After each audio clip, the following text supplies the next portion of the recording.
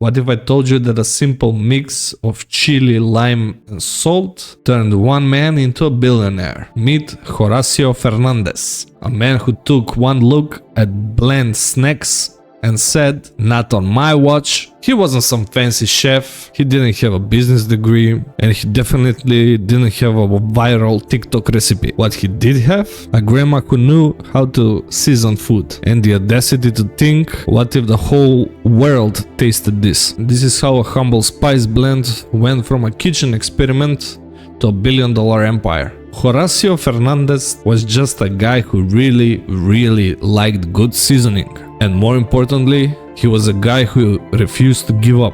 Born in Guadalajara, Mexico, Fernández grew up with every opportunity in front of him. His father was a wealthy gasoline entrepreneur, which meant Horacio could have taken the easy route, joined the family business, made a comfortable living and called it a day. But where's the fun in that? Instead, he wanted to build something of his own. The only problem, he was absolutely terrible at it. Before Tajín, he tried his hand at over 20 different businesses. He sold leather goods, he sold candy, beans, rice. Basically, if you could eat it or wear it, he probably tried selling it at some point. And every single one of those businesses crashed and burned. Most people would give up at this point, but not Horacio. Growing up, Horacio's grandmother had a signature blend she would sprinkle on fruit and snacks, a mix of chili, lime and salt that made everything 10 times better. It was a simple recipe, but every time he tasted it,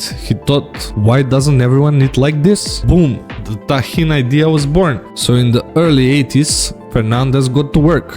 He took over his kitchen, started experimenting, and eventually perfected the first ever batch of Tajín. And then came the hard part, convincing people to actually use it.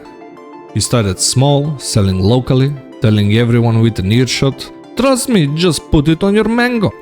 But as it turns out, getting people to change the way they eat is really hard.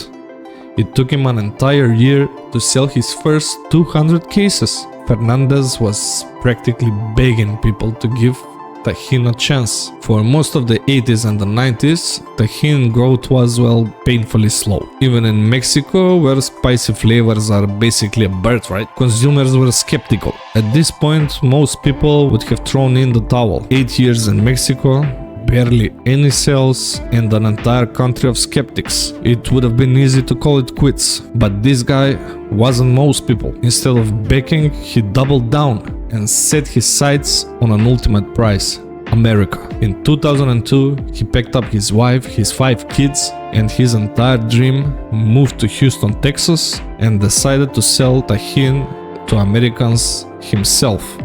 This man literally bet his entire life on chili lime spice. He didn't roll into the US with a huge marketing budget or an army of salespeople. He had one strategy: drive around in a pickup truck and sell Tajín out of the back like a chili dusted bootlegger. He personally visited Hispanic grocery stores, went to food expos, and pitched Tajín to anyone who would listen. And slowly it worked. Fiesta, a Houston-based supermarket chain, took a chance on Tajín.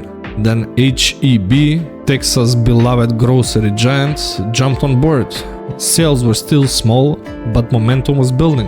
Then in 2004, it finally happened.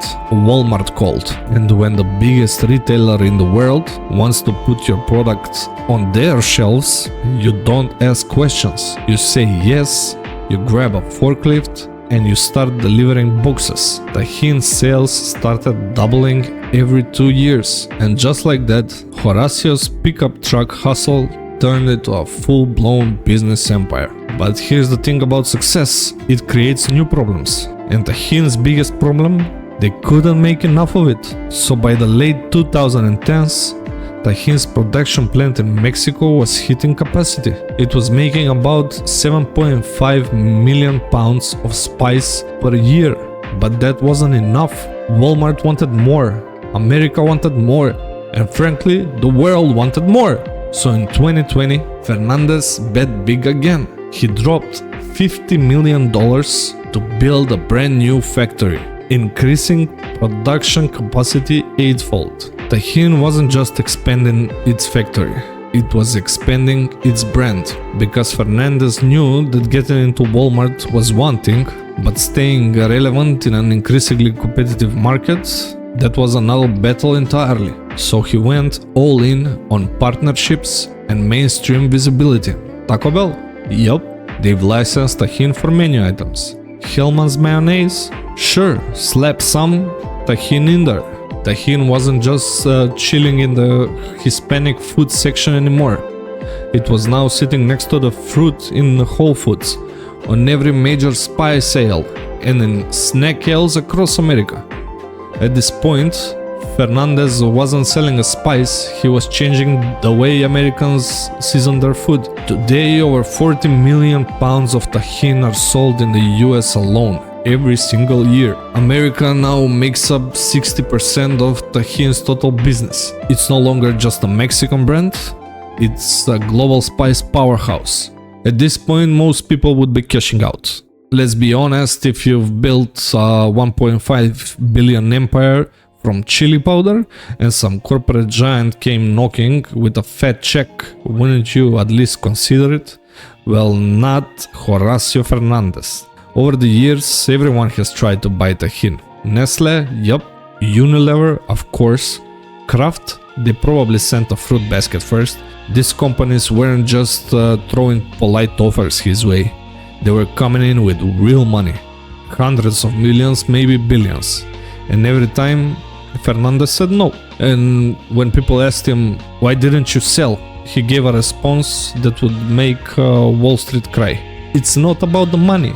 But here's the thing, he actually means it. For Fernandez, Tajín isn't just a brand. It's a symbol of Mexican heritage. It represents his grandmother's recipe, his years of struggle, and his dream of bringing authentic Mexican flavor to the world. Selling out to some faceless multinational, that would mean losing control of everything he built. So instead of selling, he kept reinvesting. He built a massive new factory to keep up with demand. He expanded in new markets like Europe and Asia. He even started investing in regional US peppers, acquiring New Mexico's Hedge green chile brand Paulitas in 2022. The man isn't slowing down, he's speeding up. At this point, Tajín has done the impossible. From a family spice mix to a $1.5 billion empire, from a tiny corner stores in Mexico to Walmart shelves across America, from something only grandmas knew about to a seasoning kids sprinkle on their lunchroom broccoli. But Horacio Fernández, he is not done yet. Fernández saw an opportunity. In 2015, Tajín launched individual seasoning packets and started targeting school cafeterias. Why? Because kids will eat anything if you throw enough chili lime powder on it. Carrots, they're boring. Broccoli, it's gross. Celery, absolutely not. But with Tajín, suddenly it's a snack. This strategy is paying off big time. Tajín is now in 552 school districts and delivered 55 million low-sodium packets in 2023 alone. By 2030, they want to double that. He isn't just selling to today's customers, he's creating lifelong fans from childhood. And right now, only 7% of US households buy the spice. That means 93% of homes still have no idea what they're missing.